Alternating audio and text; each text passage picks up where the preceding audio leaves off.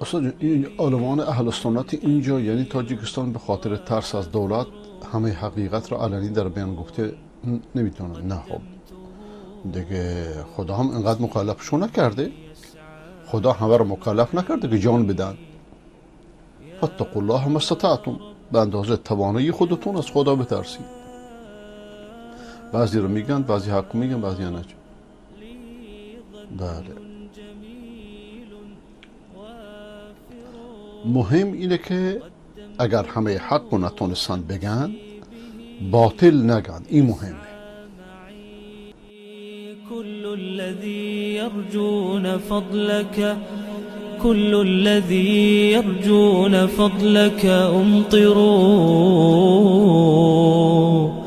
حاشاك أن يبقى هشيما